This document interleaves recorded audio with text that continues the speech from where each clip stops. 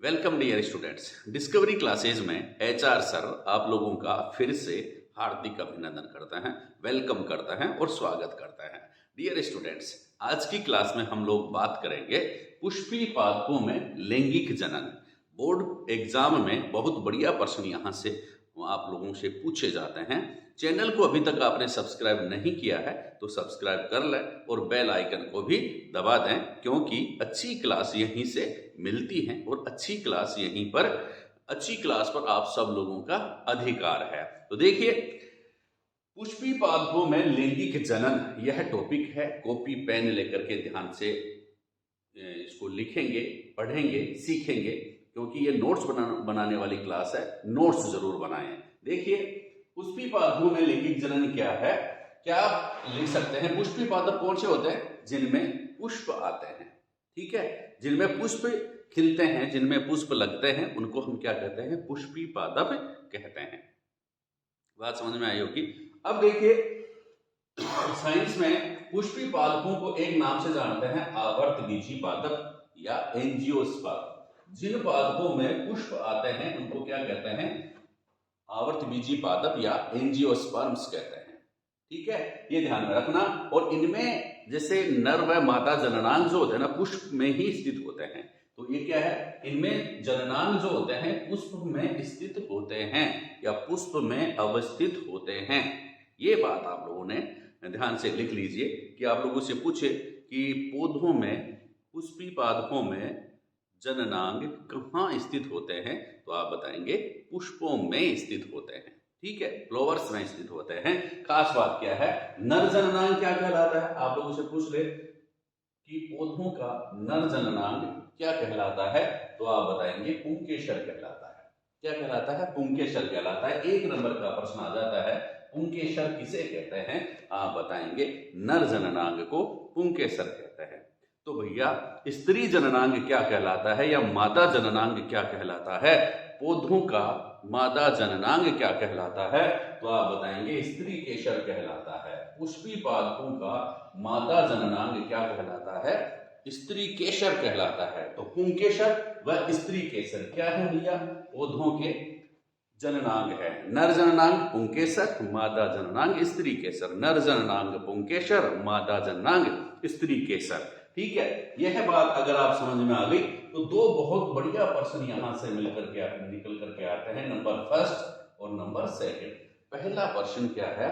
एक लिंगी पुष्प किसे कहते हैं? भाई, ये जननांग है। कुछ पौधे जो होते हैं ना, उनमें केवल एक जननांग पाया जाता है। कुछ पौधे ऐसे होते हैं जिनमें केवल दोनों जननांग पाए जाते हैं, नर व मादा दोनों होते हैं। एक ही पौधा नर भी होता है, एक ही पौधा मादा भी होता है, ठीक है। और कुछ पौधे ऐसे होते हैं कि जिनमें नर अलग होता है और मादा अलग होता है, जैसे मनुष्य में होता है, ठीक है। तो प्रश्न क्या बनता है आप लोगों के एग्जाम में? प्रश्न यह बनता है कि एक लिंगी पुष्प किसे कहते हैं? उदाहरण दीजिए। कैसे देंगे भैया? आप लिखेंगे ऐसे पुष्प, यानी जब पुष्प में केवल एक ही जननांग पाया जाता है, या ऐसे पुष्प जिनमें केवल एक ही जननांग पाया जाता है, उन्हें हम एक लिंगी पुष्प कहते हैं। ऐसे पुष्प जिनमें केवल एक जननांग या तो पुंकेसर पाया जाए या स्त्री केसर पाया जाए, दोनों में से एक ही होना चाहिए। पुंकेसर या स्त्री केसर दोनों में से केवल एक ही जननांग हो तो इसे हम क्या कहते हैं? एक लिंगी पुष्प कहते हैं। तो भैया उदाहरण भी बता दीजिए गुरुजी। तो उदाहरण देख लीजिए, पपीता और तरबूज, ठीक है, पपीता और तरबूज। याद कैसे करेंगे? एक पपी से तर हो गया, एक पपी से तर हो गया, पपीता और तरबूज, ठीक है। तरबूज के एक पपी ले लीजिए भैया, तरबूज के एक पपी ले लीजिए। कितनी पपी? तो तरबूज के कितने पपी लेनी है? एक पपी लेनी है। इसका मतलब क्या है? एक लिंगी पुष्प किसमें पाए जाते हैं? पपी। पपीता किसके लिए? तरबूज के।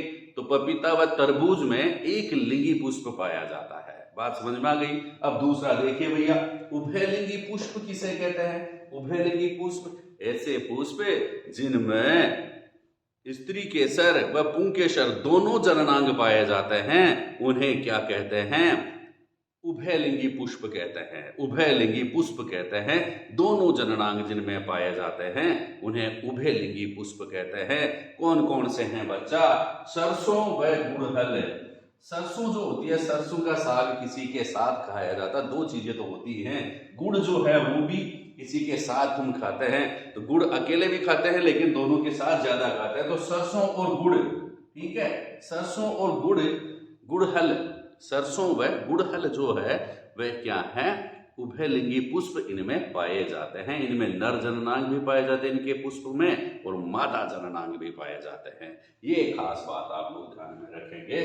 नेक्स्ट देखिए, पुंकेसर के बारे में आप लोगों से 1 नंबर का प्रश्न आ जाए कि पुंकेसर किसे कहते हैं। देखिए ये पुंकेसर है, इनकी संख्या पुष्प में अनेक पाई जाती है।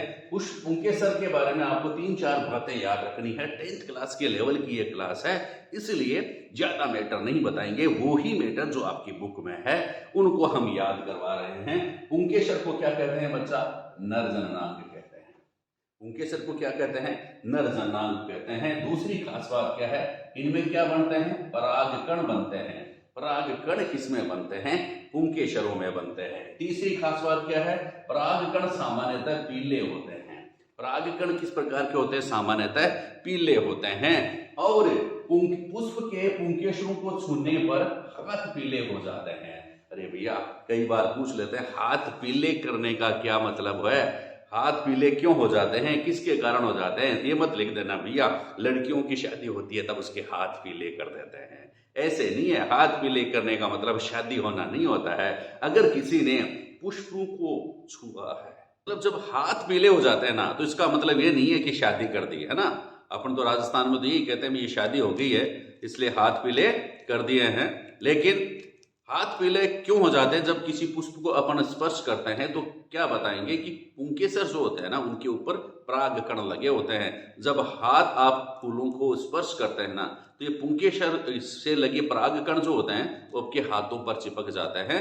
और पुंकेसरों के जो परागकण है वो किस रंग के होते हैं? पीले रंग के होते हैं। इसलिए अपने हाथ किस प्रकार के हो जाते हैं?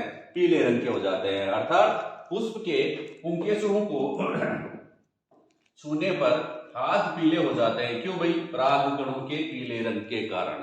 परागकणों के पीले रंग के कारण ये क्या हो जाते हैं? हाथ पीले हो जाते हैं। तो ये तो खास बात है किसकी बच्चा? पुंकेसर की। ठीक है, अब हम बात करेंगे नेक्स्ट स्त्री केसर क्या होते हैं। स्त्री केसर क्या बातें याद रखनी है? पहली बात याद रखनी है कि मादा जननांग को स्त्री केसर कहते हैं। मादा जननांग क्या कहलाता है? स्त्री केसर कहलाता है। दूसरा, पुष्प के केंद्र में स्थित होते हैं। पुष्प जो होता है ना उसके केंद्र में कौन स्थित होता है? स्त्री केसर स्थित होते हैं। और इनके दोनों तरफ क्या होता है भैया? पुंकेसर स्थित होते हैं। यह 3 भागों का बना होता है। 3 भाग होते हैं स्त्री केसर के। खास खास बातें हैं, नोट्स बनाते जाएं, लिखते जाएं, समझाएंगे भी अलग से आप लोगों को, पहले नोट्स भी बनाते जाएं। स्त्री केसर के 3 भाग होते हैं। कौन कौन से भैया? पहला अंडाशय। पहला कौन सा भाग है? अंडाशय है। स्त्री केसर का अंडाशय किसे कहेंगे? 1 नंबर का ये भी प्रश्न बन सकता है। तो क्या लिखेंगे? एकदम बढ़िया आंसर है कि स्त्री केसर का आधारी भाग फूला हुआ होता है या उभरा हुआ होता है, जिसे क्या कहते हैं?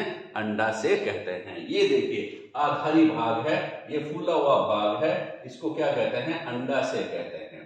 पहली बात, स्त्री केसर का आधारी फूला हुआ भाग या उभरा हुआ भाग अंडाशय कहलाता है। लिख लीजिए लाइन, एकदम बढ़िया लाइन है। अंडाशय में बीजांड होते हैं। अंडाशय में क्या होते हैं? बीजांड होते हैं। और बीजांड में एक अंड कोशिका होती है। 10th क्लास में ये बातें आप लोगों को याद रखनी है। बीजांड में क्या होती है भैया? एक अंड कोशिका होती है। फिर दूसरा पार्ट जो है स्त्री केसर का वह क्या है? वृत्तिका। क्या कहलाता है? वृत्तिका किसे कहेंगे? स्त्री केसर का मध्य लंबा भाग। ये भाग जो है ना, ये भाग मध्य लंबा भाग, ये क्या कहलाता है? वृत्तिका कहलाता है। ठीक है, फिर तीसरा भाग है वर्तिकाग्र। वर्तिकाग्र, ये वर्तिकाग्र है। ठीक है, स्त्री केसर का अग्रभाग चिपचिपा, चौड़ा व चिपचिपा होता है। चौड़ा व चिपचिपा होता है, इसे वर्तिकाग्र कहते हैं। ये देखिए, ये वर्तिकाग्र है। ठीक है, अग्रभाग है। यहां पर परागकण क्या होते हैं बच्चा? चिपक जाते हैं। बात समझ में आ गई? तो पुंकेसर व स्त्री केसर, ये आप लोग ध्यान में रखेंगे। पुंकेसर क्या है? नर जननांग है। और स्त्री केसर क्या है? मादा जननांग है। स्त्री केसर के 3 भाग कौन से हैं? अंडाशय, वृत्तिका और वृत्तिकाग्र। पुंकेसर के 2 भाग कौन कौन से हैं? कुतंतु व परागकोश। ठीक है, अब देखिए नेक्स्ट, परागगण किसे कहते हैं? ये दूसरा लैंगिक जनन की अगर बात करेंगे तो दूसरा पॉइंट ये आएगा कि भाई परागगण आपको लिखना है। परागगण, परागगण किसे कहते हैं? भाई पुंकेसर जो होते हैं ना उनमें परागकण बनते हैं। पुंकेसर जो होते हैं उनमें परागकण बनते हैं। और परागकणों का देखिए परिभाषा बहुत बढ़िया है।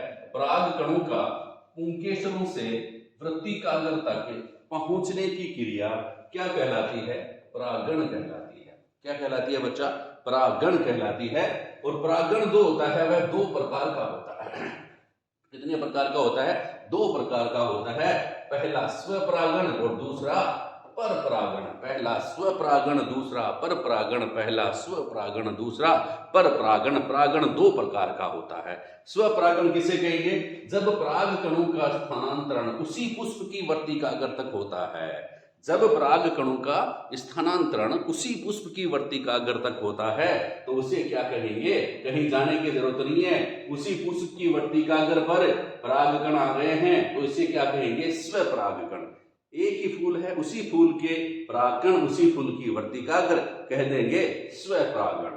परपरागण किसे कहेंगे? जब परागकणों का स्थानांतरण एक पुष्प के पुंकेसर जो है वहां से दूसरे पुष्प में चले जाए। जब परागकण एक पुष्प से दूसरे पुष्प में चले जाएं तो इसको हम क्या कहेंगे? परपरागण कहते हैं। अब ये पैदल चल करके नहीं जाते भैया, पूछ लेते हैं 1 नंबर का प्रश्न, परागकणों का स्थानांतरण किन किन माध्यमों के द्वारा होता है? तो आप बताएंगे वायु के द्वारा, जल के द्वारा और प्राणी के द्वारा। प्राणियों के द्वारा। ठीक है, वायु, जल व प्राणियों के द्वारा। और भी बहुत सारे साधन हैं लेकिन आपकी किताब जो है वह ये कहती है कि 3 तो कम से कम आप याद रखें, वायु, जल और प्राणी। ठीक है, इतना याद हो गया भैया आपको। फिर देखिए जब परागकण वर्तिकाग्र पर पहुंच गए उसके बाद क्या होता है? परागकण जब होते हैं उसको कहेंगे, प्रोसेस को निषेचन कहेंगे। ये खास बात, लास्ट पॉइंट, इंपॉर्टेंट पॉइंट है तो ध्यान से देखेंगे। निषेचन किसे कहेंगे? जब परागकण लिखें, जब परागकण वर्तिकाग्र पर पहुंच जाते हैं। देखिए समझना भी जरूरी है लेकिन लिखना भी जरूरी है क्योंकि एग्जाम में वही दिखेगा जो स्टूडेंट लिखेगा। ठीक है, अगर आपको समझ में अच्छा आ रहा है लेकिन आप लिख नहीं पा रहे हैं ना तो आपका समझा हुआ वहां काम में नहीं आता, आपके मार्क्स नहीं आते। हालांकि वो लाइफ में जरूर काम आता है लेकिन आपके मार्क्स एक्वायर्ड करने में ये चीज काम में नहीं आती। मार्क्स कभी कब आएंगे? जब आप अच्छा लिखेंगे, जैसा समझेंगे वैसा लिखेंगे तो तभी आपके मार्क्स आएंगे। तो देखिए ध्यान से इनको लिखते जाइए। जब परागकण वर्तिकाग्र पर पहुंच जाते हैं, निषेचन में ये बात लिखेंगे, वर्तिकाग्र पर पहुंच गए, पुंकेसर से स्त्री केसर पर पहुंच गए तो क्या होगा? वर्तिकाग्र पर वे अंकुरित हो जाते हैं। वर्तिकाग्र पर क्या हो जाते हैं? अंकुरित होकर क्या बनाते हैं? पराग नलिका बनाते हैं। क्या बनाते हैं बच्चा? पराग नलिका बनाते हैं। इस अंकुरित परागकण को क्या कहते हैं? नर युग्मक कहते हैं। इस अंकुरित परागकण को क्या कहते हैं बच्चा? नर युग्मक कहते हैं। और नर युग्मक जो होता है उसका केंद्रक विभाजित होकर नर युग्मक होगा। नर युग्मक किसे कहेंगे? पूछ ले। अंकुरित परागकण को नर युग्मक कहते हैं। अंकुरित परागकण को क्या कहते हैं? नर युग्मक कहते हैं। अब नर युग्मक का केंद्रक विभाजित होकर 2 संतति केंद्रक बनाता है। आज की क्लास में लिख लिए पहले, फिर मैं आपको एकदम एक्सप्लेन कर दूंगा इसको कि नर युग्मक का केंद्रक विभाजित होकर 2 संतति केंद्रक बनाता है। पराग नलिका जो होगी वह रसायन अनुचलन की बीजांड द्वारा एक रासायनिक पदार्थ स्रावित होता है जिससे पराग कणों से पराग नलिका जो होती है वह निकल करके किधर जाती है? बीजांड की ओर गति करती है। किसके कारण? रसायनानुचलन। रसायनानुचलन के कारण पराग नलिका की गति होती है। बीजांड में पहुंचकर पराग नलिका द्वारा 2 संतति केंद्रक मुक्त कर देती है। अगले लाइन हो जाएगी, बीजांड में पराग नलिका पहुंच करके 2 संतति केंद्रों को मुक्त कर देती है और इनमें से एक केंद्रक अंड कोशिका से जुड़ जाता है, दूसरा केंद्रक द्वितीय केंद्रक से जुड़ जाता है। दूसरा केंद्रक किससे जुड़ जाएगा? द्वितीय केंद्रक से जुड़ जाता है। इसे हम क्या कहते हैं बच्चा? दोहरा निषेचन कहते हैं। क्या कहते हैं, दोहरा निषेचन कहते हैं। ये लाइन अगर आपने लिख ली है तो आगे देखिए निषेचन के पश्चात क्या होता है। निषेचन के पश्चात पुष्प में कौन कौन से परिवर्तन होते हैं, 3 नंबर का या 2 नंबर का ये प्रश्न बन सकता है। तो क्या लिखेंगे, पहली लाइन में निषेचन के पश्चात युग्मनज का निर्माण होता है, जाइगोट फॉर्मेशन होता है। दूसरी बात, युग्मनज में अनेक विभाजन होने से बीजांड में भ्रूण का निर्माण होता है। युग्मनज में अनेक विभाजन हो जाएंगे जिससे बीजांड में भ्रूण का निर्माण हो जाएगा। तीसरी बात, बीजांड से एक कठोर आवरण विकसित होता है, बीजांड के चारों ओर एक कठोर आवरण विकसित होता है, यानी कि बीजांड जो होता है वह बीज में बदल जाता है, अंडाशय जो होता है वह फल में बदल जाता है, और बाह्य दल, पुंकेसर, वर्तिकाग्र ये प्राय नष्ट हो जाते हैं। ये सारे नष्ट हो जाते हैं, बाह्य दल भी नष्ट हो जाएगा, दल भी नष्ट हो जाएगा, पुंकेसर भी नष्ट हो जाएगा, वर्तिका भी नष्ट हो जाएगी, वर्तिकाग्र भी नष्ट हो जाएगा। ठीक है, बीजांड बीज में बदल जाएगा, अंडाशय फल में बदल जाएगा। ठीक है, बीजांड में भ्रूण का निर्माण हो जाएगा, युग्मनज का निर्माण हो जाएगा। ये सारे प्रोसेस कहां पर होते हैं बच्चा, निषेचन के पश्चात होते हैं। डायग्राम से हम समझने वाले हैं, अगली क्लास में आप ध्यान से देखेंगे पहले इनको। फिर क्या है, बीज। बीज किसे कहेंगे, आप बीज के बारे में लिखें तो क्या लिखेंगे, बीज में भावी पौधा या भ्रूण होता है। बीज में क्या होता है, भावी पौधा, इसको बोएंगे ना, और यह अनुकूल परिस्थितियों में नवोद्भिद में विकसित हो जाता है। अनुकूल परिस्थितियां जब आती हैं तो नया पौधे में अंकुरित हो जाएगा, ये खास बात है। इस प्रकार बीज का नवोद्भिद में विकसित होने के प्रक्रम को हम क्या कहते हैं बच्चा, अंकुरण कहते हैं। तो ये थी बच्चा आपके नोट्स बनाने वाली क्लास। ठीक है, आप नोट्स बनाइए, अगली क्लास में हम इसको एकदम डायग्रामेटिकली आपको समझाएंगे, चित्र बना करके आपको समझाएंगे। पढ़ते रहें, आगे बढ़ते रहें। क्या हो जाएगा कि बीज का नवोद्भिद में विकसित होना, अनुकूल परिस्थितियां आने पर नवोद्भिद में विकसित होना क्या कहलाता है, अंकुरण कहलाता है। ठीक है, क्लास समझ में आई है तो लाइक शेयर जरूर करें। थैंक यू फॉर वॉचिंग, धन्यवाद।